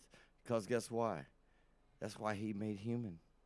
Well, here's the thing: if they don't have any Wi-Fi, take your phone and record it, come back, edit it, and put it into like a small episode. In fact, drop it in each show. Drop pieces upon pieces in each of your shows. If not, listen. I go get you a Wi-Fi box and you can carry it with you. Could do that too. Well, I know that if I can't broadcast from the place, I'm sure I can broadcast from someplace nearby, or I'll just go back to my home no. make sure I'm home that day. No. See, listen to this. When you leave the place, you're leaving the fortress of solitude that those demons have. Mm-hmm. God don't like you leaving no fortress of solitude. He wants you to exterminate. You listen. Let's put it this way: you're the killer of the rats and roaches. Do you walk away until every one of them are dead?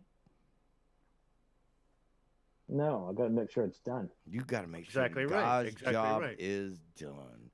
Do it like a warrior. Do it as a warrior of God. Let Michael take you by the hand and show you how it works. Oh, yes. I agree with that 100%.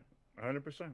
I think he's right on the money. Now, let's do this because I got to get going. Let's close the show down. If you guys want to come back impromptu with old investigations, do it up. Do it up. Oh, no, because I know you'll better show up within a half hour because you eat fast and jump back on your pool. That's probably right. That's probably right. How about this? But I'm going to make it nice. Tomorrow night, I'm going to actually do a show at 5 p.m., 5 to 7. Okay. I might even start at 4, knowing the way I'm feeling right now because I'm a little high-strung, and I really don't have a care. But I want you all to know that if you're not listening to me, and you're not listening to no one on this network, and if you're not listening to Rob, and if you're not listening to the Rev or Melinda or Lily, or I can keep going, or hold on, let me say the next one, or my boy Eric, or hold on, let's go to one more because I got Mr. Rodriguez coming, so everybody should be scared. Penny Bradley. Or Christopher Wayne Fisher. Anybody on this network. Chris Garcia. Oh, well, he gets enough popularity. He didn't want Sky to smite Chen. him. Sky Shen is my boy. If you don't listen to them, let me do a biting on you and say you ain't black. Oh, Jesus, don't say that. Don't say that. All right. So I'm going to let Reverend Ed close the show out. Tell everybody where they can find you, what time to find you, Rev. And let's sign this bad boy off. All right. Well, thank you guys for having me on the show. I appreciate that. Listen, everybody who's listening, on the Rev, I'm on the road to hope every Saturday night, 9 to midnight. Well, the show pretty much goes in whatever direction you want it to go in. So if you want me to do my thing, you want me to teach, or you want me to have interviews with people, or you just want to hear me yap, you let me know. You call me. I know you call with those questions, and they've been outstanding. So anyway, thanks for calling me. That's where you can get me. And hey, look me up. You'll see my little PayPal thing. If you feel like you want to give something to the old Rev, feel free. Hey, Thank y'all you very better much. give. Y'all better give because, number one, this man's putting out God's work. You rather give it to that man that's sitting in the pulpit, paying his taxes and paying his bills and sending his kids to school, and you ain't getting jack out of it? This man will come to your house and cast those demons out. What can you say about that? Well, here, I'll give it to you one better. When you go to church, you put it in the basket, right? You put that in the basket, and they pass it on. Church isn't in session right now, especially with what's going on. Let Rev bring the church to your house. Amen. Help him out. Amen. Help him out. And on that note, everybody, I want to say to you two, I love the both of you to death. I love everybody out there. I love everybody down to my roots, let me tell you. So with that being said, it's time for y'all to get back up in your spaceships, warp speed back to your own damn universe, because this one's closing out. This wormhole's closing. So with that being said, guys, thank you everybody for joining us.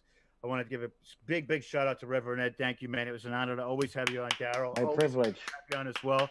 And with that being said, guys, it's over. We'll see you next time on Full Spectrum Universe.